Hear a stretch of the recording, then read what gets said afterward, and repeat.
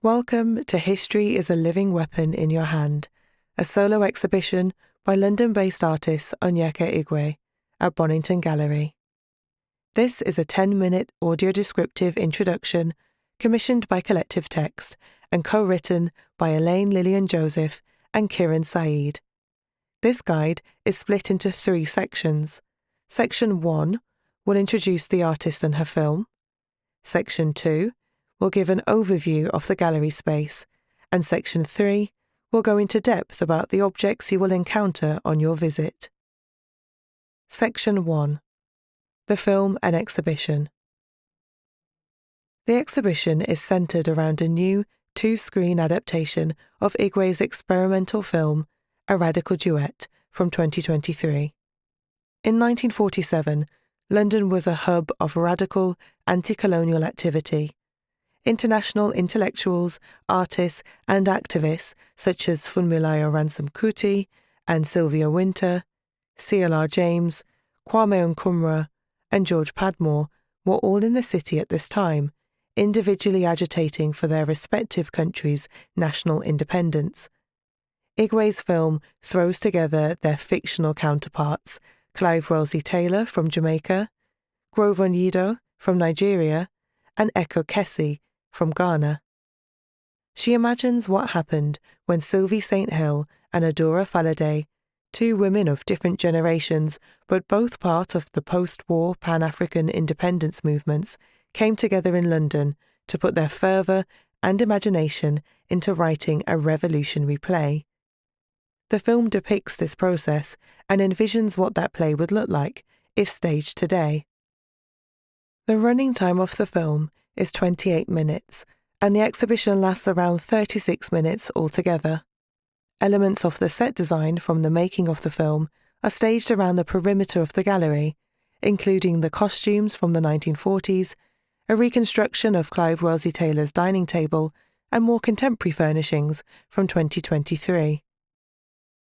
Real-life dramatist Sylvia Wynter, the inspiration for the fictional Sylvie St. Hill, advised on how set design can support a theatre to explode social fears by bringing them out into the light of day.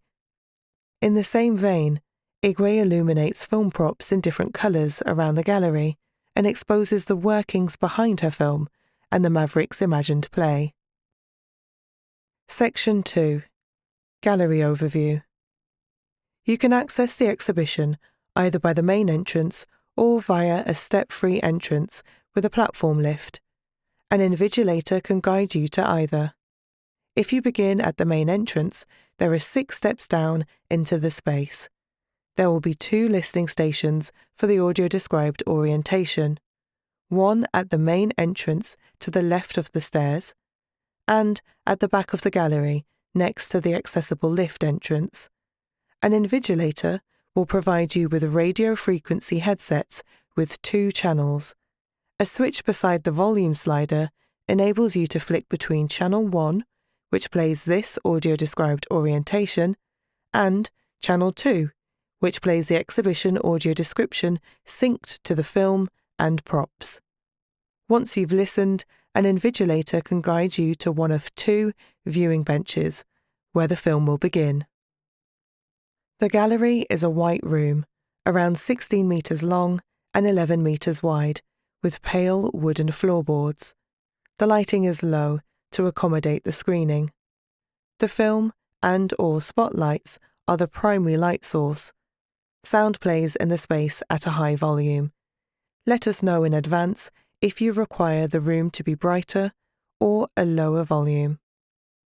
The film is split between 2 large screens around 3 metres by 2 metres, which are suspended from the 6-metre-high ceiling.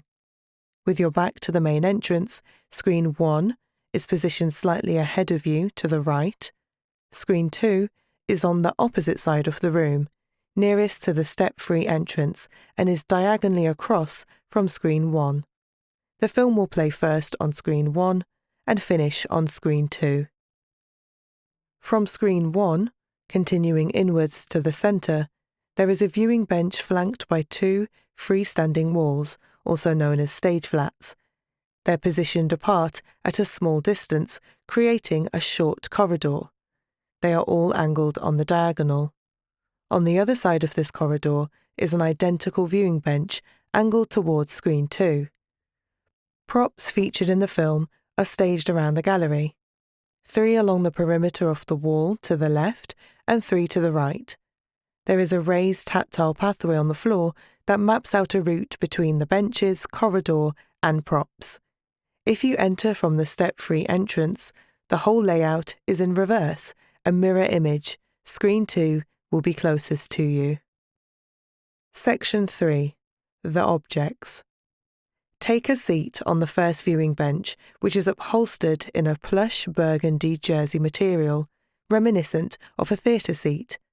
The film begins on screen 1 and goes blank around 17 minutes in, at the end of the 1940 segment. First Assistant Director Alex Mills' disembodied voice calls from a speaker above. Sir. And action.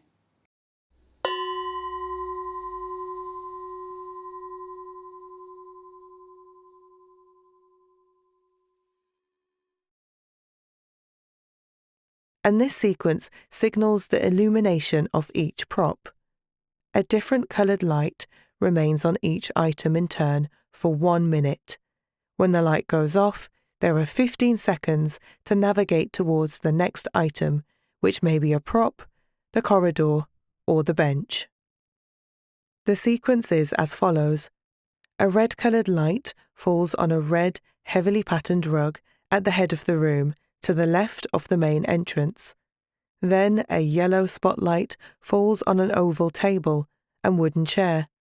And finally, blue light illuminates a low bookcase. These are all props from Clive Wellesley Taylor's fictional home, and the main meeting place of the Mavericks, a radical group of writers, activists and intellectuals in the film. Next, a white light turns on over the corridor, inviting you to travel between the stage flats and move from the props of the 1940s to the set design from the present day. Take a seat on the second viewing bench in time for the film's return on screen 2. When the film ends, the second set of props are lit in sequence. They are positioned in a slight diagonal line along the right side of the gallery, if viewed from the main entrance. A green light on a university lectern turns on, followed by an orange light on a clothes rail on wheeled casters, and finally, a white light on a plastic office table. You might enter the exhibition partway through the film. If this happens, an invigilator can guide you either to the first or second bench, or you can wait for the loop to begin from the beginning. For this exhibition, Igwe worked with Collective Text, an organisation supporting accessibility in art and film through creative captioning, audio description and interpretation. Thanks to Emilia Beatriz and Kamara Taylor, captioner Daniel Hughes, BSL consultant Kirin Stewart, audio description consultants Kirin Saeed and Karin Vizza, accessibility tester Jess Lowe, and audio describer Elaine Lillian Joseph. The curator and director of Bonington Gallery, Tom Godfrey, the exhibition graphic designer, Jess Harris, and the technical team, including Helen Bartholomew, Alex Jovchech-Sass, Jim Bauer, Adam Granger, Beth Kettle, and Emily Stollery. Special thanks to Alex for his developmental technical support. An invigilator is on hand to guide you to viewing bench 1. Enjoy the show.